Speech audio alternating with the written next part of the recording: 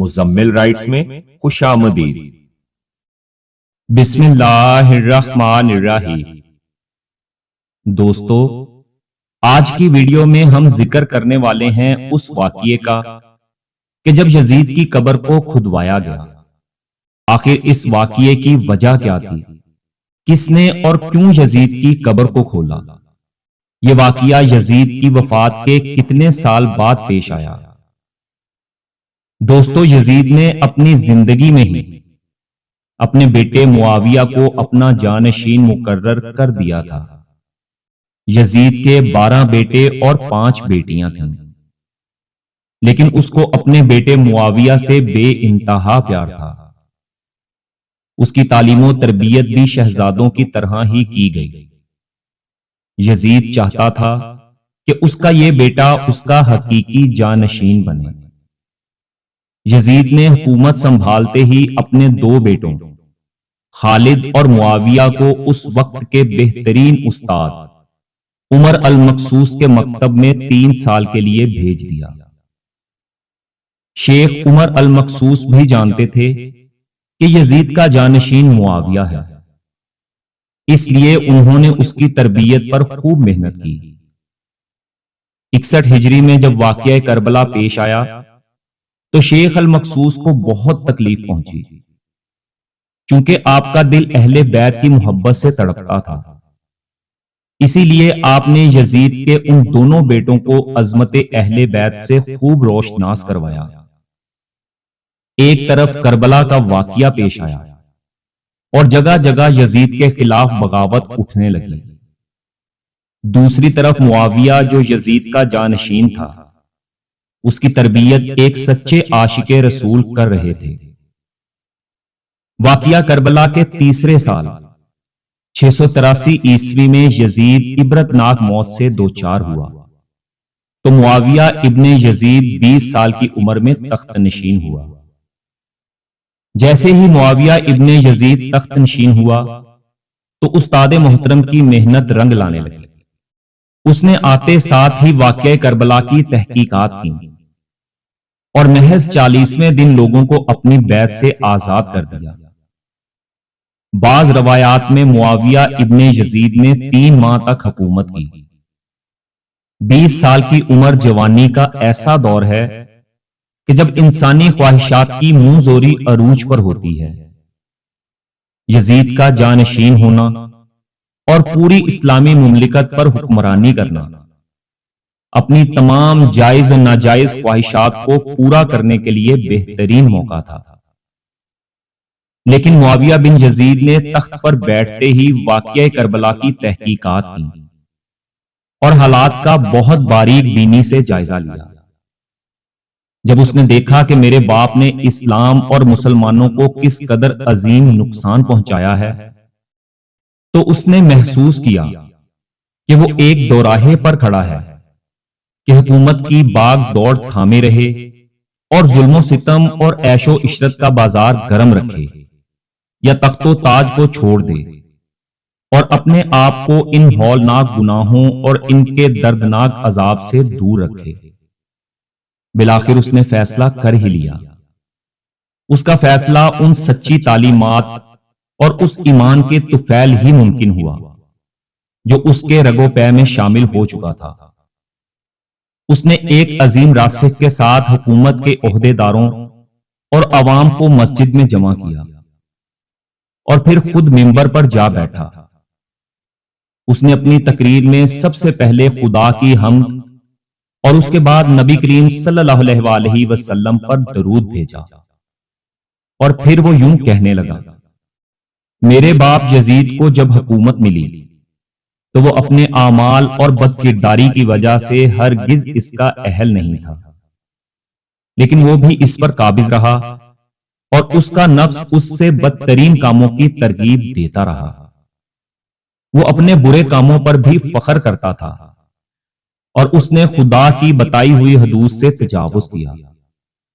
نبی کریم صلی اللہ علیہ وآلہ وسلم کی اولاد پر اس نے بدترین مظالم ڈھائے، لیکن اس کی حکومت کی مدت بہت ہی تھوڑی تھی اور بہت جلد اس کی شرمناک زندگی کا خاتمہ ہو گیا۔ اور آج وہ اپنے اعمال کے حساب و کتاب میں الجھا ہوا ہوگا۔ جب معاویہ بن یزید کی بات یہاں تک پہنچی تو اس کا گلا رک گیا۔ کافی دیر تک وہ بلند آواز میں روتا رہا اور اس کے بعد وہ دوبارہ لوگوں سے ہم کلام ہوا۔ اس نے کہا، اے لوگوں، میں تمہارے گناہوں کا بوجھ اپنے کندھوں پر نہیں اٹھا سکتا اور نہ تمہاری دوستی کا طوق اپنے گلے میں ڈالوں گا۔ میری خواہش تو یہ ہے کہ حکومت شہزادہ حسین امام زین العابدین کے حوالے کر دی جائے، یا اب تم خود جو بہتر سمجھو وہ کرو، یا وہ حکومت کرے جس کا تم انتخاب کرو۔ میں اپنی بیعت سے تم لوگوں پر سے ہاتھ اٹھاتا ہوں اور اس خلافت کو ٹھکراتا ہوں۔ معاویہ بن یزید کے ان جملوں نے محفل میں ایک طوفان برپا کر دیا۔ پھر معاویہ بن یزید منبر سے اتر آیا۔ اس کی ماں اور دیگر عزیز و اقارب آئے تو دیکھا کہ روئے جا رہا ہے، تو اس کی ماں نے کہا، کاش تم حیض کا چیتڑا ہی ہوتے اور میں تمہاری خبر نہ سنتی۔ اس نے کہا، خدا کی قسم میں بھی یہی چاہتا ہوں، اگر میرے خدا نے مجھے معاف نہ کیا تو میرے لیے برا ہو۔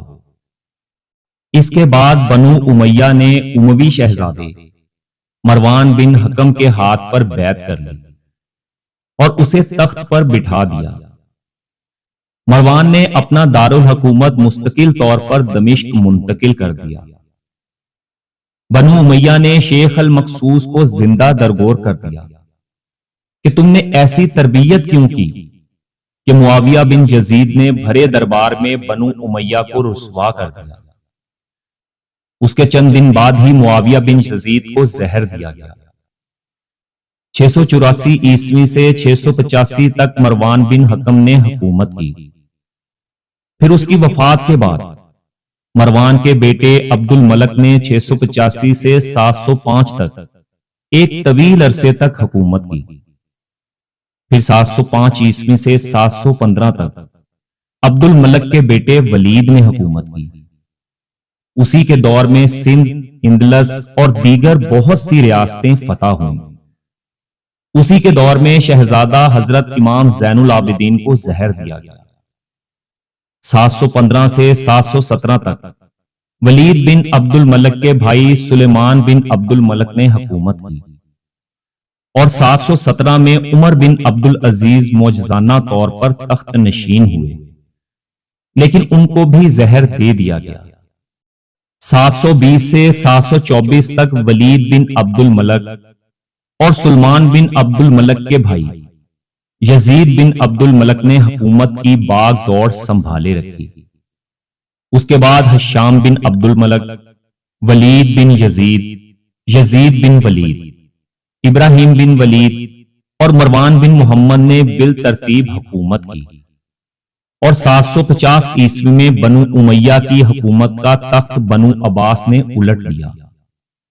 بنو امیہ کا آخری حکمران مروان ثانی ایک انتہائی سست اور ڈرپوک حکمران تھا، جس نے ابو مسلم خراسانی کے ہاتھوں شکست کھائی اور یوں بنو عباس کی حکمرانی شروع ہوئی۔ تاریخ کی کتابوں میں درج ہے کہ ابو مسلم خراسانی نے بنو عباس کے ابو جعفر المنصور اور ان کے بھائی ابو العباس الصفا کو حکمرانی سونپ دی۔ اس طرح بنو عباس کے پہلے حکمران ابو العباس نے آتے ہی بنو امیہ کا نام و نشان مٹانے کی قسم کھائی۔ بہت سے لوگوں کو قتل کر دیا گیا اور کربلا کے واقعے میں ملوث تمام کرداروں کی قبریں تک کھود دی گئیں۔